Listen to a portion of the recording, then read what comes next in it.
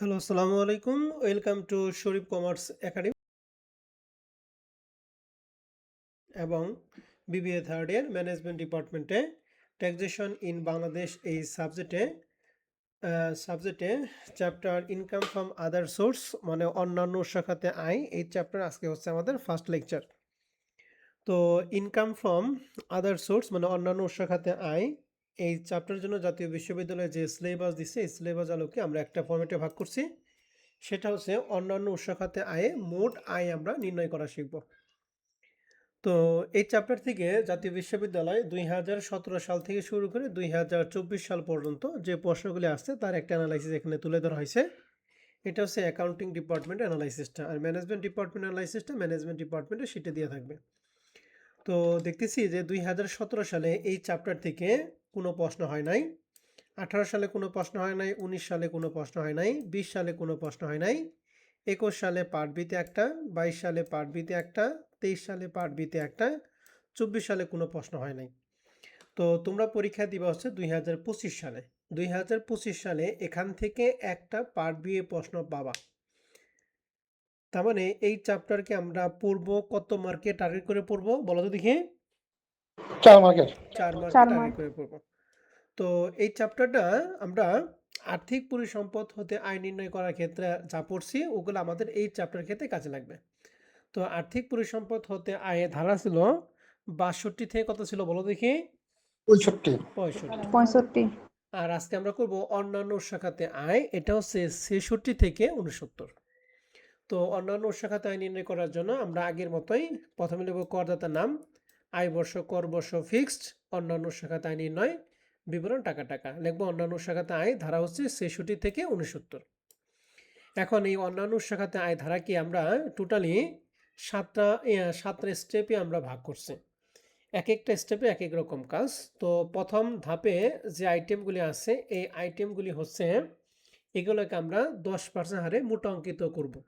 মোটা অঙ্কিতকরণ কিন্তু আমরা আর্থিক পরিসম্পদ খাতে করছিলাম। 5% হারে করলে 95 দ্বারা ভাগ করে 100 দ্বারা কি করি? গুণ করি। আর 10% হারে করলে কত দ্বারা ভাগ কত দ্বারা গুণ করতে হয়? 90 দ্বারা ভাগ 100 দ্বারা গুণ। গুড। এটা কিন্তু আমরা এর আগে শিখে আছি। তো প্রথমে যে এক নম্বর আইটেমটা সেটা হচ্ছে প্রাপ্ত রয়্যালিটি, লাইসেন্স সত্ত্ব ভাড়া, বাজার সত্ত্ব ভাড়া, পরিচালক হিসেবে প্রাপ্ত ফি, পরীক্ষা সংক্রান্ত কাজ হতে ফি, খাতা দেখে পারিশ্রমিক, দুইটা একই কথা, বীমা এজেন্ট হিসেবে আয়, কারিগরিক বা প্রকৌশলী সেবা কার্যে ফি, ট্রেনিং প্রোগ্রাম বক্তব্য হতে পারিশ্রমিক, সংবাদপত্র বা সাময়িকী লেখা বাবদ আয়, বাংলাদেশ সঞ্চয়পত্র হতে সুদ, এটা আমরা গত ক্লাসে পড়ছিলাম, প্রশিক্ষক হিসেবে প্রাপ্ত সম্মানী, মুদ্রণ ও রয়্যালিটি হতে আয়, এগুলোকে আমরা 10% হারে মোটাঙ্কিত করবো, অর্থাৎ টাকাকে আমরা 90 দ্বারা ভাগ করবো আর 100 দ্বারা কি করব? গুণ করব। গুণ করব। তাহলে এই যে আইটেমগুলো এখানে আছে এই আইটেমগুলো আপনাদের 2-3 বার পড়লে আশা করি এগুলা প্রশ্নের মধ্যে যে আইটেম থাকবে এটা আপনার মনে পড়বে। তাহলে আইটেমগুলি আরেকবার একটু পড়তেছি, সেটা কি কি? প্রাপ্ত রয়্যালিটি, লাইসেন্স সত্ত্ব ভাড়া বা বাজার সত্ত্ব ভাড়া, পরিচালক হিসেবে প্রাপ্ত ফি, পরীক্ষা সংক্রান্ত কাজ হতে ফি, খাতা দেখে পারিশ্রমিক, বীমা এজেন্ট হিসেবে আয়, কারিগরিক বা প্রকৌশলী সেবা কার্যে ফি, ট্রেনিং প্রোগ্রাম বক্তব্য হতে পারিশ্রমিক, সংবাদপত্র বা সাময়িকে লেখা বাবদ আয়, বাংলাদেশ সঞ্চয়পত্র হতে আয়, প্রশিক্ষক হিসেবে প্রাপ্ত সম্মানী, মুদ্রণ ও রয়্যালিটি হতে আয়। এগুলোকে আমরা সবসময় কত পার্সেন্ট হারে মোটাঙ্কিত করব? 10%। 10% হারে মোটাঙ্কিত করব। 2 নম্বর আইটেম যেটা সেটা হচ্ছে রেডিও বা টিভি প্রোগ্রাম হতে আয়। রেডিও অথবা টিভি প্রোগ্রাম হতে আয় এগুলোকে আমরা 10% হারে মোটাঙ্কিত করব, অর্থাৎ 90 দ্বারা ভাগ 100 দ্বারা গুণ করবে। তবে শর্ত থাকে যে আয়ের পরিমাণ যদি 10,000 টাকা বেশি না হয় তবে মোটাঙ্কিত করা যাবে না। তাহলে 1 নম্বর এবং 2 নম্বর আইটেম কিন্তু সেম, পরিবর্তন হচ্ছে রেডিও বা টিভি প্রোগ্রাম হতে আয় ক্ষেত্রে যদি আয়টা 10,000 টাকার বেশি হয় তাহলে আমরা মোটা অঙ্কিত করব, আর 10,000 টাকা যদি কম হয় বা 10,000 টাকা থেকে 10,000 যদি কম হয় তাহলে মোটা অঙ্কিত করার দরকার নাই, সরাসরি আমরা টাকার ঘরে বসাবো। কথা বুঝতে পারছি? জি স্যার। কারণ যখন 10,000 টাকা বেশি হয় তখন সেটা চেকের মাধ্যমে অর্থাৎ ব্যাংকের মাধ্যমে তখন লেনদেন হয়। তো তাহলে টিভি বা রেডিও প্রোগ্রাম হতে আয়ের ক্ষেত্রে 10,000 টাকার বেশি হলে মোটাঙ্কিত করব, কম হলে মোটাঙ্কিত করার কোনো দরকার নাই। মনে থাকবে? জি স্যার। ওকে। 3 নম্বর লেখা আছে, এটা হলো অবৈধ। এখানে যেগুলো আছে এগুলো সব অবৈধ জিনিস, যেমন লটারি, শব্দ পূরণ প্রতিযোগিতা, তাস খেলা, জুয়া খেলা, হাউজিং খেলা, বাজি ধরা, কারিগরি প্রকৌশল, ফিস বাবদ আয়।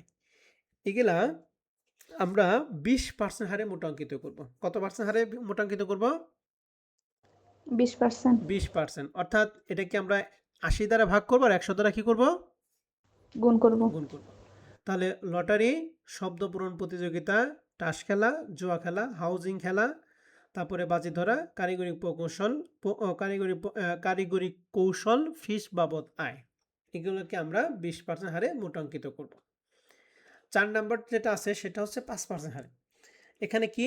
খালি জায়গা ভাড়া দিয়ে প্রাপ্ত আয়, বেসরকারি জলাশয় ভাড়া হতে আয়।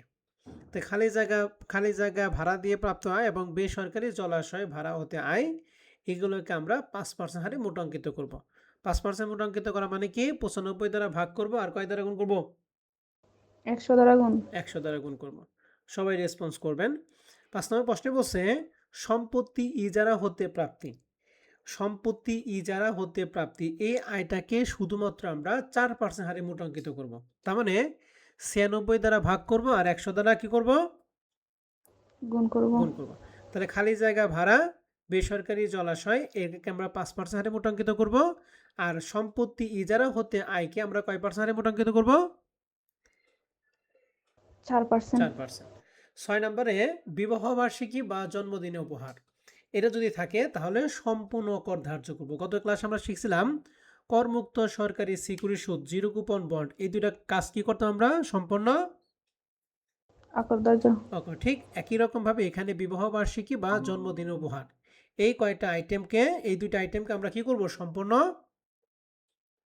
অকরদার্য করব। অকর ধার্য করব। গুড। এরপরে 7 নম্বর আইটেমে লেখা আছে অব্যাখ্যায়িত আয়। অব্যাখ্যায়িত মানে কি? যে আয়ের কোনো ব্যাখ্যা দিতে পারে নাই।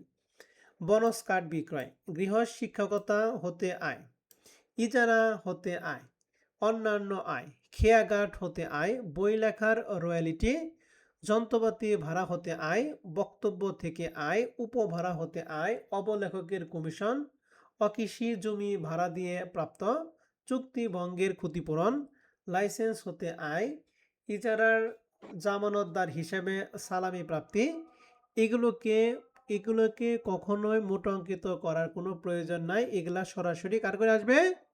টাকার ঘরে আসবে। ঠিক আছে? এগুলা সবই কার ঘরে আসবে? সরাসরি টাকার ঘরে দিব। তাহলে কি কি? অব্যাখ্যায়িত আয়, বোনাস কার্ড বিক্রয়, গৃহ শিক্ষকতা হতে আয়, ইজারা হতে আয়, অন্যান্য আয়, খেয়াঘাট হতে আয়, বই লেখা রয়্যালিটি, যন্ত্রপাতি ভাড়া থেকে আয়, বক্তব্য থেকে আয়, উপভাড়া হতে আয়, অবলেখকের কমিশন, অকৃষি জমি ভাড়া হতে প্রাপ্ত, চুক্তি ভঙ্গের ক্ষতিপূরণ, লাইসেন্স হতে আয়, ইজারা জামানতদার হিসেবে সালামি প্রাপ্ত। এগুলাকে আমরা কখনোই মোটাঙ্কিত করব না। যে টাকা থাকবে এই টাকাটা আমরা সরাসরি টাকার ঘরে বসাবো। এই যে 1 থেকে 7 নম্বর পর্যন্ত যে আইটেমগুলি পড়লাম, এই প্রত্যেকটা আইটেমের সাথে যদি অনুমোদনযোগ্য খরচ থাকে তাহলে অবশ্যই সংশ্লিষ্ট আইটেমের সাথে অনুমোদনযোগ্য খরচগুলো আমরা কি করব? বিয়োগ করব। অনুমোদন খরচ কি কি? আয় অর্জনে মুনাফা জাতীয় খরচ এবং আয় অর্জনে অন্যান্য কোনো খরচ। এক কথায় আয় অর্জন করতে যদি কোনো খরচ হয় তাহলে সেটা সংশ্লিষ্ট আয়ের সাথে আমরা কি করব? অনুমোদনযোগ্য খরচ নামে বাদ দিয়ে দিব। মনে থাকবে? জি জি স্যার। স্যার। তাহলে আমরা টোটাল অন্যান্য শাখাতে টোটাল 7টা আইটেম পেলাম। প্রথম আইটেমটার কাজ হচ্ছে আমরা 10% হারে মোটাঙ্কিত করব। 2 নাম্বারটা কাজ হচ্ছে 10% হারে মোটাঙ্কিত করব কখন? যখন টাকাটা 10,000 টাকার কম হবে না বেশি হলে?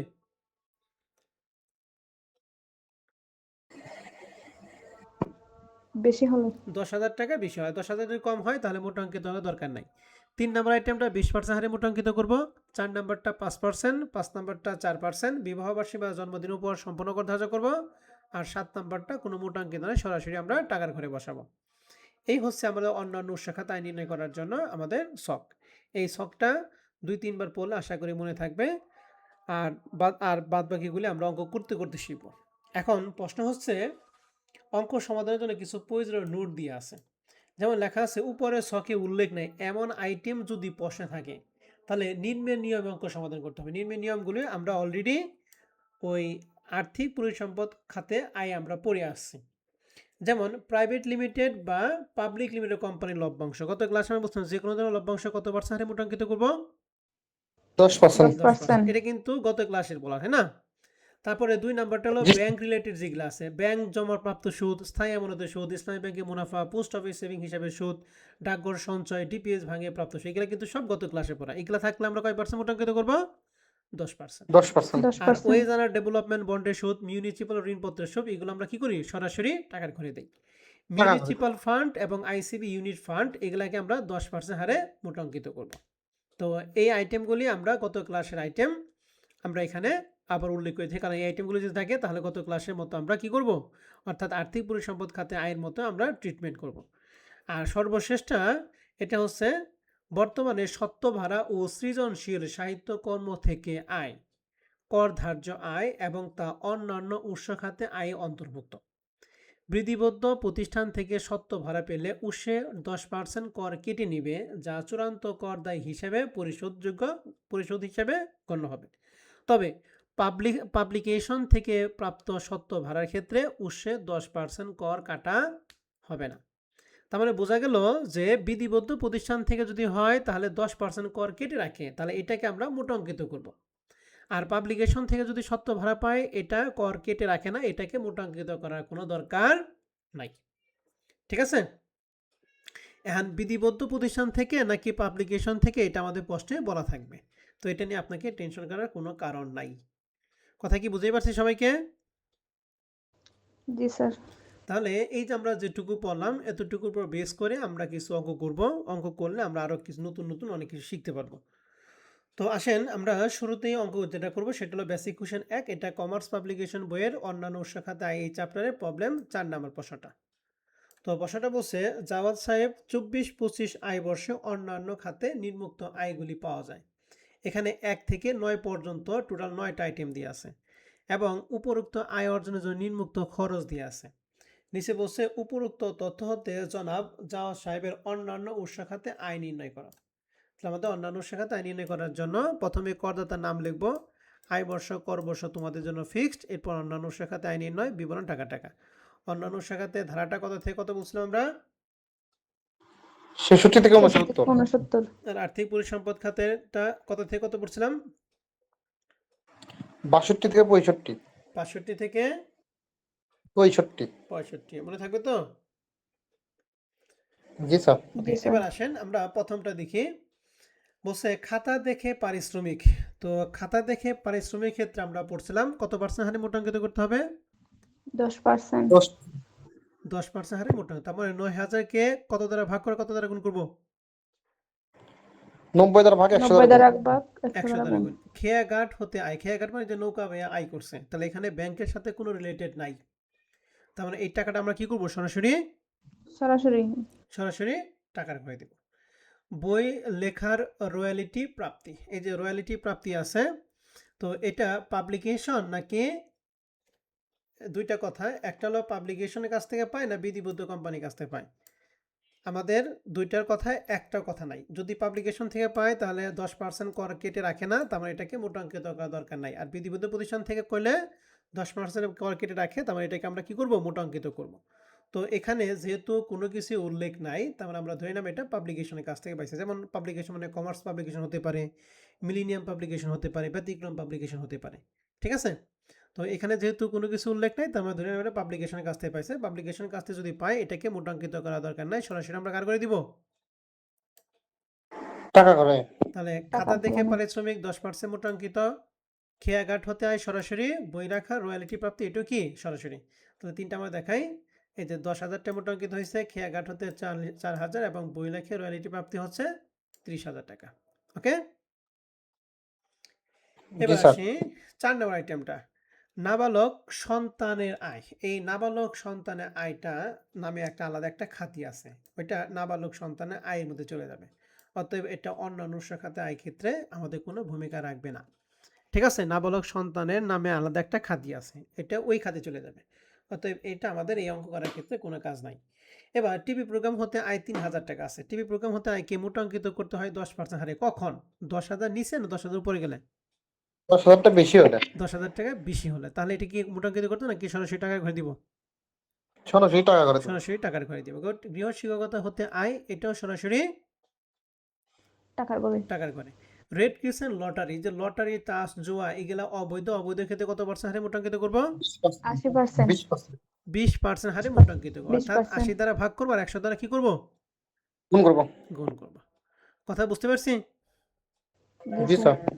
আর স্ত্রীকে প্রদত্ত জমি হতে আয়। স্ত্রীকে প্রদত্ত জমি এটা হলো ব্যক্তিগত দান, দানের ক্ষেত্রে।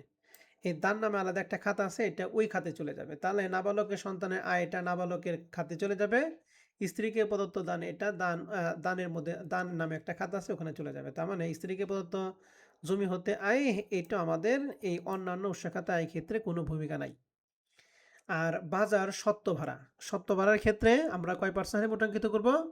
10% হারে। তাহলে 10%। 10,800 কে আমরা 90 দ্বারা ভাগ করব আর 100 দ্বারা কি করব? গুণ করব। গুণ করব। বলছে জাওয়াত উপরোক্ত আয় অর্জনের জন্য নিম্নোক্ত খরচ করে। একটা বলছে পাবলিক লাইব্রেরিতে প্রদত্ত চাঁদা, অর্থাৎ সরকারি লাইব্রেরিতে সে চাঁদা দিছে। এই প্রদত্ত চাঁদা তার ব্যক্তিগত সুনাম বৃদ্ধির জন্য দিছে, এটা ব্যক্তিগত খরচ। তার মানে এটা আমাদের এই আয় নির্ণয় করার জন্য কোনো খরচ না। এই সংশ্লিষ্ট আয়ের সাথে এই খরচের কোনো সম্পর্ক নাই। অতএব এটা অনুমোদনযোগ্য খরচ না। ক্লিয়ার কথা?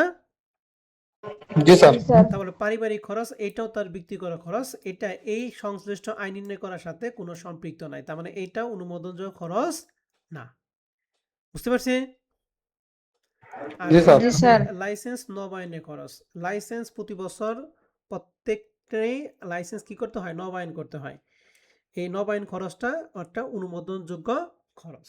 তার মানে এইটা অনুমোদন খরচের মধ্যে আসবে, আর বাদ বাকি দুইটা আসবে না, কারণ দুইটা হচ্ছে ব্যক্তিগত খরচ। তাহলে এখন আমরা এখান থেকে এই পর্যন্ত সবগুলো যোগ করে পাইছি 1,49,000 টাকা। এখান থেকে অনুমোদনের খরচ, যে লাইসেন্স নবায়ন খরচ, 1,000 টাকা বাদ দিয়ে হয়েছে 1,48,000 টাকা। এই হচ্ছে অন্যান্য শাখাতে মোট আয় নির্ণয়। তাহলে অন্যান্য শাখাতে আয় নির্ণয় করার ক্ষেত্রে আমরা যেটা করলাম, এর মধ্যে আপনাদের কারো কোনো প্রশ্ন যদি থাকে আমার সাথে কথা বলতে পারেন।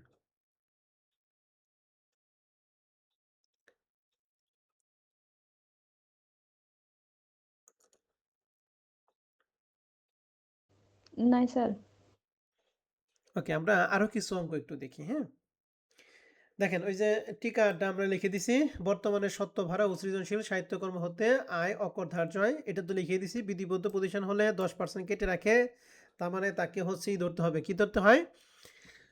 10% মোটাঙ্কিত করে, মানে ওটা মোটাঙ্কিত করতে হয়। আর যদি পাবলিকেশন কাছ থেকে পায় তাহলে 10% কর কেটে রাখে না।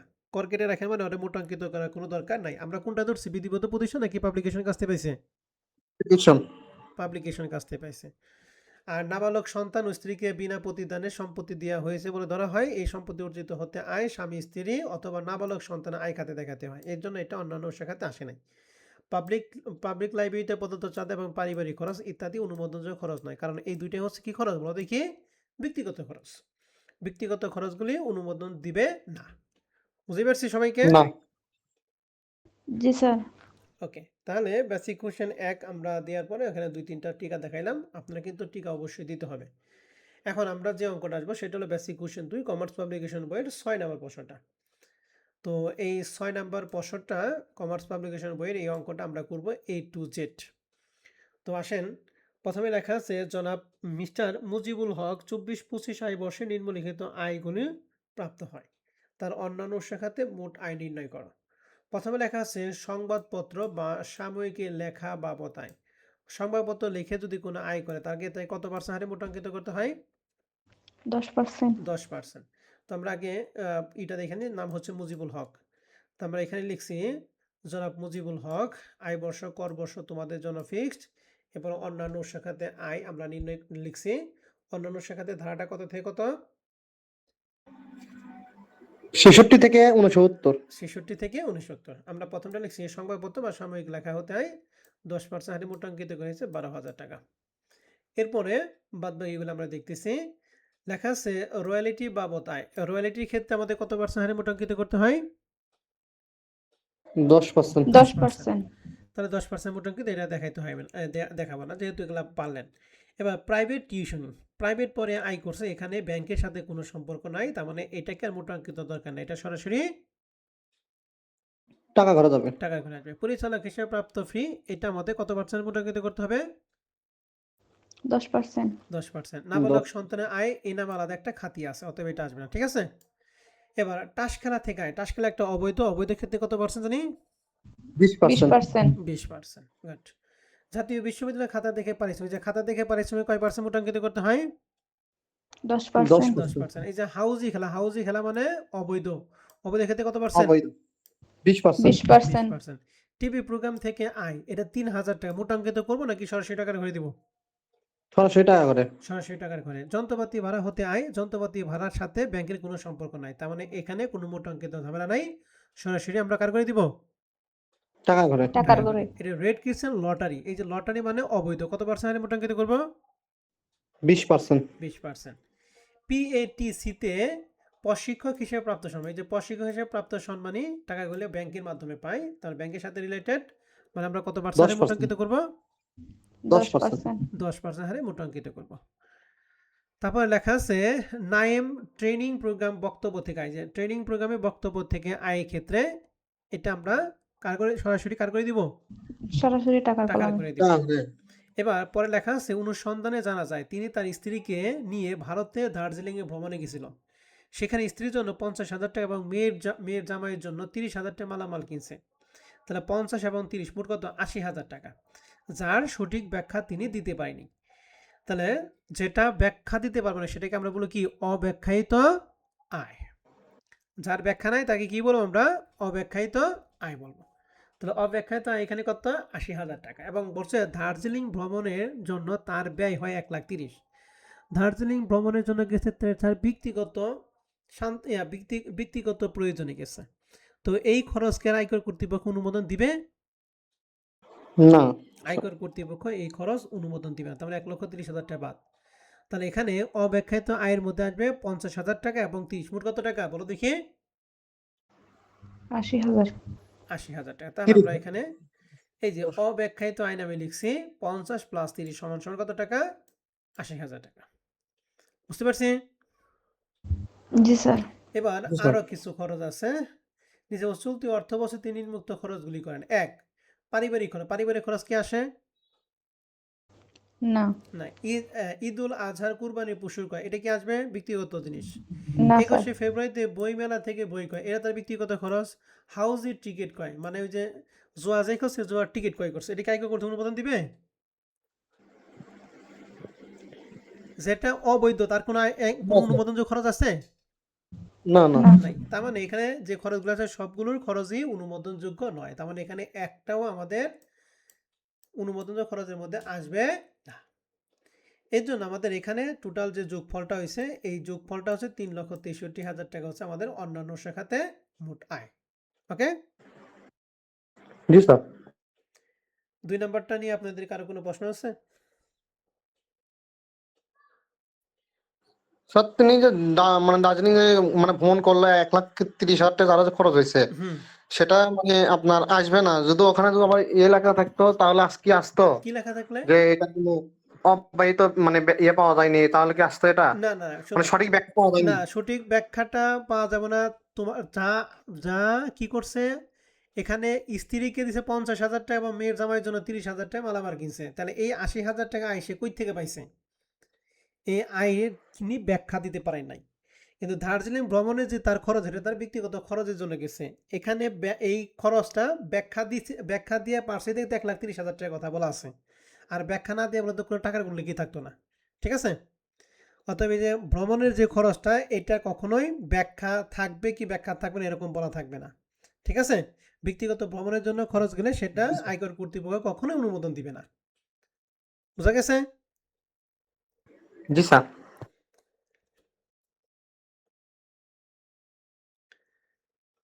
এখন আমরা এখন আমরা চলে যাব হচ্ছে আমাদের বেসিক কোশ্চেন 3 নাম্বারটা। এই 3 নাম্বার প্রশ্ন, এগুলো হচ্ছে আমাদের জাতীয় বিশ্ববিদ্যালয়ের প্রশ্নের হুবহু প্রশ্নগুলি। এটা আমরা কমার্স পাবলিকেশন বই থেকে নিয়েছি, এটা জাতীয় বিশ্ববিদ্যালয়ের একটা পরীক্ষার মধ্যে আসছে। তো প্রশ্নে বলছে নিম্নলিখিত তথ্য জনাব মিস্টার নাহিদের 25-26 কর বর্ষে অন্যান্য উৎসের খাতে মোটাই নির্ণয় করা। এগুলা সবই সহজ মনে হবে। পাবলিক লিমিটেড কোম্পানির ক্ষেত্রে আমরা কত পার্সেন্ট মোটাঙ্কিত করি বলছিলাম? 10%। দেখবেন যে 10%। এই অঙ্কগুলির মধ্যে 60% অঙ্ক হলে হচ্ছে আমরা আর্থিক পরিসম্পদ খাতে আয়ের মধ্যে পড়ে আসছি। 60% অঙ্ক। ব্যাংক সঞ্চয় হিসাবে সুদের ক্ষেত্রে কত পার্সেন্ট? 10%। এই যে প্রাইজ বন্ড, লটারি, জুয়া, টাস এগুলো কত পার্সেন্ট হারে মোটাঙ্কিত করতে হয়? 20%। 20%। জন্মদিন বা বিবাহ বার্ষিকী উপহার সম্পূর্ণ কি করতে হয়? অকরদার্য। এই যে সম্পূর্ণ অকর ধার্য করে টাকাটা কি 0 হয়েছে। আর মিউচুয়াল ফান্ডের লভ্যাংশ, মিউচুয়াল ফান্ডের লভ্যাংশ ক্ষেত্রে কত পার্সেন্ট মোটাঙ্কিত করবো আমরা? 10%। 10%। তাহলে 10% মোটাঙ্কিত 30,000। তাহলে এখানে 10%, এখানে 10%, এটা অবৈধ 20%, এটা 0 আর এখানে 10%, সবগুলো যোগ করে 77,500 টাকা। বুঝা গেছে? জি স্যার। এবার আমরা 4 নম্বর প্রশ্নটা দেখো, 2013 সালে পার্ট বি এর 8 নম্বর প্রশ্ন ছিল। 25 সালের কর বর্ষের অন্যান্য শাখাতে আয়ের মধ্যে প্রথম লেখা আছে প্রাইভেট লিমিটেড কোম্পানির লভ্যাংশ পাবলিক লিমিটেড দুইটা ক্ষেত্রে কত পার্সেন্ট মোটাঙ্কিত করব? 10%। 10%। এই দেখেন, এইটারও 10, এইটারও কি 10, তাহলে 66,667, 42,222। বুঝতে পারছি? জি স্যার। এবারে ব্যাংক জমার সুদ কত পার্সেন্ট? 10%। ডাকঘর সঞ্চয় 10%। সঞ্চয়পত্র হলে সঞ্চয়পত্র হলে তো 10%। গুড। আরেকটা কি ছিল? ঋণপত্রে, ঋণপত্রের ক্ষেত্রে কয় পার্সেন্ট? ঋণপত্র 5% স্যার। গুড। এবার প্রাইস বন্ডের ক্ষেত্রে, প্রাইস বন্ডটা অবৈধ, এটা কি করব? 20%। এটা 20%। এই যে প্রাইস বন্ড, এই যে 20% মোটাঙ্কিত করছে। জন্মদিন উপহার বা বিবাহ বার্ষিকী সম্পূর্ণ সম্পূর্ণ অকরদার্য। অকর্তা। বোনাস কার্ড বিক্রয়, বনের কার্ড বিক্রি করে আয় করছে, এটা ব্যাংকের সাথে কোনো সম্পর্ক নাই, তাহলে টাকাটা সরাসরি টাকা করে টাকার আর করে। ইসলামী ব্যাংকের মুনাফা 10%। 10%। তাহলে এই যে 10% মোটে 15,000, তাহলে সবগুলো যোগ করে 2,81,600 কত 67 টাকা। বুঝতে পারছেন? জি স্যার। তাহলে আমরা বেসিক কোশ্চেন 4 বুঝতে পারছি। জি স্যার। এবার আসেন আমরা 5 নম্বর প্রশ্নটা একটু দেখি। এটা 2014 সালে আসছিল পার্ট বিতে। প্রথম কোম্পানির নাম হচ্ছে মিসেস ফারজানা। প্রথমে লেখা আছে আইসিবি ইউনিট ফান্ড হতে লভ্যাংশ, লভ্যাংশ হলেই কত পার্সেন্ট? 10%। সঞ্চয়পত্রে কয় পার্সেন্ট? 10%। ডাকঘর সঞ্চয় 10%। 10%। ডিপিএস ভাঙিয়ে ডিপিএস 10% না? 10%। ব্যাংকের সাথে রিলেটেড ডিপিএস, এফডিআর এগুলো সব ব্যাংকের সাথে জি রিলেটেড, স্যার। ঠিক আছে? এগুলো কত জি পার্সেন্ট স্যার। বলো দেখি? 10%। 10%। ওকে, এরপর আছে রয়্যালিটি প্রাপ্ত, মানে পুস্তক লেখা, বই লেখে পাইছে কত 9,000 টাকা। তাহলে রয়্যালিটির এটা কোনো কিছু লেখা নাই, আমরা ধরে নিলাম পাবলিকেশন কাছ থেকে, পাবলিকেশন কাছ থেকে পাইলে কত পার্সেন্ট মোটাঙ্কিত করতে হয়? 10%। 10%। আর প্রাইজ বন্ডের পুরস্কার প্রাপ্তি, প্রাইজ বন্ড একটা অবৈধ খাত, অবৈধ খাতে কত পার্সেন্ট? 20%। 20%। 20%। 7 বছর তিনি 10 লক্ষ টাকা একটি ফ্ল্যাট ক্রয় করেন, ডিসিজি কর্তৃক তদন্ত সেটা দেখা গেল ফ্ল্যাটটির ন্যায্য মূল্য 15 লাখ টাকা। তাহলে এখানে 5 লাখ টাকা আয় সে গোপন করছে, মানে দাম ছিল 15 লাখ টাকা কিন্তু সে দেখাইছে 10 লাখ টাকা, তাহলে 5 লাখ টাকা কম দেখাইছে। এই 5 লক্ষ টাকা অবশ্যই, যেহেতু 15 লাখ টাকা, তার মানে 15 লাখ টাকা ফ্ল্যাটের মূল্য, তার মানে তার আয় 15 লাখ টাকা ছিল দেখে ও ফ্ল্যাটটা কিনে পারছে নাকি? তাহলে এই 15 লাখ জি টাকার মধ্যে স্যার। 10 লাখ টাকা সে আয় দেখাইছে আর 5 লাখ টাকা সে আয় দেখায় নাই, তার মানে এই আয়টা হচ্ছে অব্যাখ্যায়িত আয়। তো আমরা অব্যাখ্যায়িত আয়টা কত দিব? 5 লাখ টাকা। এই সবগুলো যোগ করে 6,76,889 টাকা। বুঝতে পারছি? জি স্যার। জি স্যার। আর অঙ্ক করার জন্য যে কিছু নোট দিবেন, নোটগুলো আমরা এখানে নিচে লিখে রেখেছি। হ্যাঁ, দুই একটা নোট পড়লে ওই হুবহু সব একই নোট, একই নোটগুলো আপনারা সুন্দর করে ধারাবাহিকভাবে দিয়ে দিবেন। হ্যাঁ, 2-3টা করে নোট অবশ্যই আপনাদের দিতে হবে। এরপরে হচ্ছে আমাদের হচ্ছে কি বলে কিছু এক্সারসাইজ দিয়ে আছে। এই এক্সারসাইজগুলি এখন আপনাদের কাজ হলো এক্সারসাইজগুলো আপনারা নিজ দায়িত্বে করে নেবেন। হ্যাঁ, আমি এখান থেকে কিছু এক্সারসাইজগুলো আমি করে দিই। যেমন কমার্স পাবলিকেশন বই রিলেটেড কিছু অঙ্ক আছে, এই অঙ্কগুলো আমি পরে দিব। তো প্রথম যে প্রশ্নটা আছে, নামটা কি বলো দেখি, করদাতার নাম কি? আবুল বাশার। আবুল বাশার। 25-26 কর বর্ষ, তাহলে আয় বর্ষ কত? আয় বর্ষ 24-25। 24-25। তোমাদের জন্য আয় বর্ষ কর বর্ষ কিন্তু ফিক্সড, ঠিক আছে? এটা মনে রাখতে হবে। এবার আমরা জি প্রশ্নের স্যার। মধ্যে লেখা আছে বাজি ও টাস খেলা, তাহলে বাজি ও টাস এটা কি অবৈধ খাত, কত পার্সেন্ট? 20%। 20%, গুড। এবারে বক্তব্য থেকে আয়, বক্তব্য থেকে আয় এটা কি করি আমরা? সরাসরি টাকার সরাসরি কলামে টাকার ঘরে বসাই। শব্দ পূরণ প্রতিযোগিতা, টাস খেলা, জুয়া খেলা এগুলা সব অবৈধ খাত। কত পার্সেন্ট? 20%। 20%। উপভাড়া, উপভাড়া হতে আয় এটাও সরাসরি আমরা টাকার ঘরে দেব। উপভাড়া বুঝো তো? ভাড়ার উপর ভাড়া নিয়া। মনে করো আমি একটা রুম ভাড়া নিছি, এটা আমি আরেকজনের কাছে ভাড়া দিছি। এটা হলো উপভাড়া। 5 নম্বর বলছে উক্ত বছরে তিনি তার কন্যার জন্য 50,000 টাকার গহনা ক্রয় করেন যার কোনো হিসাব তিনি রাখেন নাই। তাহলে হিসাব রাখেন নাই মানে কি? ব্যাখ্যা দিতে পারে মানে অব্যাখ্যায়িত আয়। অব্যাখ্যাত আয় কি মোটাঙ্কিত করে নাকি সরাসরি টাকার ঘরে যায়? সেটা করে গেল। সরাসরি টাকার ঘরে যায়। বেসরকারি জলাশয় ভাড়া এবং কি খালি জায়গায় ভাড়া এই দুইটার ক্ষেত্রে কত পার্সেন্ট হারে মোটাঙ্কিত করতে হয়? 10%। 10% না। খালি জায়গায় ভাড়া আর বেসরকারি এই দুইটার ক্ষেত্রে 5% হারে মোটাঙ্কিত করতে হয়। 20%। এবার অবলেখক কমিশন, অবলেখক কমিশনটা সরাসরি, অন্যান্য আয়টাও সরাসরি।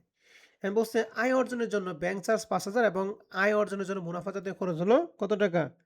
2500 টাকা। 2500 টাকা। তাহলে এখানে 5,000 আর এখানে 2500, মোট 7,500 টাকা। আপনি এই 1 থেকে 8 পর্যন্ত সবগুলো আয় যোগ করে মনে করেন 50,000 টাকা হলো। এই 50,000 থেকে এই 7,500 টাকা অনুমোদনযোগ্য খরচ নামে বাদ দিয়ে টাকাটা বের করবেন। কথা বুঝছেন? জি স্যার। কারণ এই স্যার। 5,000 এবং 7,500 উপরে কোন আয়ের জন্য এটা স্পেসিফিকভাবে উল্লেখ নাই। তার মানে ধরে নিলাম এগুলা সবগুলো খরচের জন্য। তাহলে সবগুলো আয় যোগ করে এই দুইটা খরচ জাস্ট আমরা কি করব? বিয়োগ করে দেব। বাদ দিব। কথা বুঝতে পারছি? জি স্যার। ওকে, ঠিক আছে। এবার আমরা তাহলে 2 নাম্বারটা এটা কমার্স পাবলিশন বইয়ের 5 নম্বর অঙ্কটা। তো প্রশ্নে প্রথমে বলা ছিল প্যাটেন্ট সত্ত্ব ভাড়া। প্যাটেন্ট সত্ত্বের ক্ষেত্রে কত পার্সেন্ট হারে মোটাঙ্কিত করি? সত্ত্ব ভাড়া থাকলে কত পার্সেন্ট? 10%। 10%। কারিগরি কৌশল ফিস, কারিগরি কৌশল, টাস খেলা, জুয়া খেলা, শব্দ পূরণ প্রতিযোগিতা এগুলো কত পার্সেন্ট হারে? 20%। 20%। অকৃষি জমি ভাড়া হতে আয়, এই যে অকৃষি জমি ভাড়া এটা কি ব্যাংকের সাথে কোনো সম্পর্ক আছে? না স্যার। না স্যার, না থাকলে আমরা সরাসরি টাকা করে দেব। টাকার ঘরে দেব। স্থায়ী সম্পত্তি ভাড়া দিয়ে আয়, এই স্থায়ী সম্পত্তি ভাড়া দিচ্ছে এটা ব্যাংকের সাথে কোনো সম্পর্ক নাই। তোমরা এটা সরাসরি টাকা করে। প্রকৌশলী সেবার জন্য সরকার হতে প্রাপ্তি। তাহলে প্রকৌশলী সেবা দিল মানে কারিগরিক সেবা দিছে। এটা কত পার্সেন্ট হারে মোটাঙ্কিত করব? 10%। 10%। ইজারা সম্পত্তি ইজারা হতে ইজারা সম্পত্তি কত পার্সেন্ট হারে মোটাঙ্কিত করতে হয়? 10%। 10%। চুক্তি ভঙ্গের জন্য ক্ষতিপূরণ হিসেবে প্রাপ্তি, চুক্তি ভঙ্গের জন্য যেটা সেটা সরাসরি। আর টেলিভিশন টক শো অনুষ্ঠান থেকে আয় 5,000 টাকা আছে, যেটা 10,000 টাকার উপর হলে মোটাঙ্কিত করব, 10,000 নিচে হলে নাহলে কি সরাসরি টাকা করে দেব। সরাসরি টাকার ঘরে দেব। পারবো? 2 নাম্বারটা। জি স্যার। জি স্যার। 3 নাম্বারটা দেখেন পরীক্ষার খাতা দেখে খাতা ও পর্যবেক্ষণ হতে সম্মানিত। তাহলে পরীক্ষার খাতার ক্ষেত্রে কাজ কি? 10%। 10% হারে মোটাঙ্কিত করব। প্রাইস বন্ডের ক্ষেত্রে কয় পার্সেন্ট? 20%। 20%। পুকুরে মাছ বিক্রয় এটা ব্যাংকের সাথে কোনো সম্পর্ক আছে? নাই স্যার। নাই, সরাসরি। ঘাস ও বাঁশ বিক্রয় এটাও ব্যাংকের সাথে কোনো সম্পর্ক নাই, তোমরা সরাসরি। মুদ্রণ ও রয়্যালিটি, রয়্যালিটির ক্ষেত্রে কয় পার্সেন্ট? 10%। পরিচালক হিসেবে প্রাপ্ত ফি কয় পার্সেন্ট? 10%। 10%। বিবাহ বার্ষিকী সম্পন্ন এটা সম্পূর্ণ টাকা করে দেব। না, সম্পূর্ণ অকরধার্য। বিবাহ বার্ষিকী বা বিবাহ বার্ষিকী বা জন্মদিন উপহার দুইটাই কি সম্পূর্ণ অকদার্য। অকরধার্য।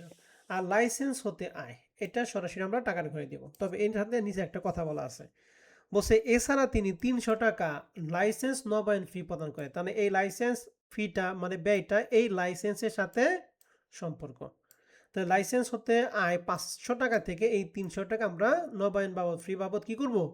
বাদ দিয়ে দিব। বাদ দেব। ঠিক আছে। আর শেষে বলছে চলতি বছরে তিনি 1,20,000 টাকা গহনা ক্রয় করেন যা ডিসিটির নিকট ব্যাখ্যা করেন নাই। তাহলে ব্যাখ্যা করে মানে কি? অব্যাখ্যায়িত অব্যাখ্যায়িত আয়। অব্যাখ্যায়িত আয়। টাকাটা সরাসরি আমরা কার করে বসাবো? টাকা করে দেব। টাকার কলামে। কথা বুঝতে পারছি? জি স্যার। জি স্যার। ওকে, আরেকটা আছে আমাদের, এটা প্রবলেম 9 নাম্বার অঙ্কটা কমার্স পাবলিকেশন বইয়ের। প্রথমে লেখা আছে প্রকৌশলী সেবার জন্য সরকার হতে আয় কয় পার্সেন্ট আমরা মোটাঙ্কিত করব? 10%। 10%। প্রাইস বন্ডের ক্ষেত্রে কয় পার্সেন্ট? 20%। 20%। 20%। ইজারাদার জামানতদার হিসেবে সালামি প্রাপ্তি ইজারা হতে আয় সরাসরি আমরা টাকার ঘরে বসাই। চুক্তি টাকা ঘরে ভঙ্গেরটাও সরাসরি আমরা কি টাকার ঘরে বসাই। টাকা ঘরে মুদ্রণ ও রয়্যালিটি ক্ষেত্রে কয় পার্সেন্ট? 10%। 10%। এই টেলিভিশন টক শো থেকে বা রেডিও ক্ষেত্রে 5,000 টাকা। 10,000 নিচে সরাসরি তোমার টাকাটা টাকা ঘরে সরাসরি টাকা টাকার করে। গোলাম ফ্ল্যাট হবে। কিনছে 12 লাখ টাকা, কিন্তু বাজার মূল্য হচ্ছে 15 লাখ টাকা। তাহলে কয় লাখ টাকা আয় গোপন করছে? 3 লক্ষ টাকা এই 3 লক্ষ টাকায় কি অব্যাখ্যায়িত আয়। বুঝতে পারছেন কথা? জি স্যার। জি স্যার। পারবো? জি স্যার। জি স্যার, পারবো। ওকে, এখন আমাদের যেগুলা বাদ বাকি যেগুলা আছে সেগুলো সব জাতীয় বিশ্ববিদ্যালয়ের প্রশ্ন। জাতীয় বিশ্ববিদ্যালয়ের প্রশ্ন আমি 2টা পড়াবো, আর বাদ বাকি সব আপনাদের দিয়ে দিব। প্রথমটা 2020 সালে ম্যানেজমেন্টের প্রশ্ন, পার্ট সিতে আইছিল। প্রাইভেট লিমিটেড এবং পাবলিক দুইটার ক্ষেত্রে কি করবো আমরা? 10%। দেখবেন জাতীয় বিশ্ববিদ্যালয়ের প্রশ্ন এখন আপনাদের কাছে 1-2 ব্যাপার। ব্যাংক জমা সুদ কয় পার্সেন্ট? 10%। ইসলামী ব্যাংকের মুনাফা? 10%। প্রাইস বন্ড ডাকঘর সঞ্চয় হিসাবে সুদ? 10%। আর প্রাইস বন্ডের লটারি? 20%। দেখছেন, এগুলা সব কিন্তু আমরা গত ক্লাসে পড়ছি, ঠিক আছে না? জি স্যার। 6 নাম্বারটা সর্বশেষ অঙ্ক আমার করে দেওয়ার মধ্যে, আর বাদ বাকিগুলো আপনাদের বাসায় কাজ দিব। এটা হলো বিবিএস এর প্রশ্ন। পাবলিক লিমিটেড, প্রাইভেট দুইটার ক্ষেত্রে কত পার্সেন্ট? 10%। ব্যাংক জমা সুদ? 10%। ইসলামী ব্যাংকের মুনাফা? 10%। ডাকঘর সঞ্চয়? 10%। প্রাইস বন্ডের লটারি? 20%। জন্মদিনে উপহার? সম্পূর্ণ ধার্য। মিউচুয়াল ফান্ড লভ্যাংশ? 10%। লভ্যাংশ বলতে 10%। শব্দ পূরণ প্রতিযোগিতা মানে অবৈধ খাত কত পার্সেন্ট? 20%। আর বোনাস কার্ড বিক্রয় হতে আয় সরাসরি টাকা। টাকা ঘরে। পারবো? জি স্যার। তাহলে আমি 6 পর্যন্ত দেখিয়ে দিলাম। এখন এরপরে যে 7 থেকে শুরু করে সব জাতীয় বিশ্ববিদ্যালয়ের প্রশ্ন, এই অঙ্কগুলি আপনারা নিজ দায়িত্বে কি করবেন, করে নেবেন। কয়টা আছে? 20টা অঙ্ক আছে। তাহলে আমি 20টা। এই 20 পর্যন্ত অঙ্কগুলি দিলাম। সর্বশেষ 24 সালে প্রশ্নটা ম্যানেজমেন্টের প্রশ্ন, এই অঙ্কটা আমি সর্বশেষটা দেখিয়ে দিই, একদম সর্বশেষ প্রশ্নটা। আর বাকি অঙ্কগুলি আপনারা দেখবেন, যার যেটা সমস্যা থাকবে সমস্যাগুলো আমি আগামী ক্লাসে করি, আমরা চ্যাপ্টার ক্লোজ করব। ঠিক আছে? আজকে আমরা চ্যাপ্টার ক্লোজ করলাম না, আপনাদের সমস্যা কি বের হবে সমস্যাগুলো আমরা নেক্সট ক্লাসে দেখিয়ে দিব। তো আসেন 24 সালে প্রশ্নটা ম্যানেজমেন্টের প্রশ্নটা দেখি। 4 মার্কের যে প্রশ্নটা, প্রথম লেখা আছে ব্যাংক জমা সুদ কি করব? 10%। প্রাইভেট কোম্পানির লভ্যাংশ? 10%। প্রাইজ বন্ডের পুরস্কার? 20%। ডাকঘর সঞ্চয়? 10%। জন্মদিন উপহার? সম্পূর্ণ ধার্য। বোনাস কার্ড বিক্রয়? সরাসরি টাকা ঘরে। সরাসরি। ইসলামী ব্যাংকের মুনাফা? 10%। আর বই লেখা রয়্যালিটি?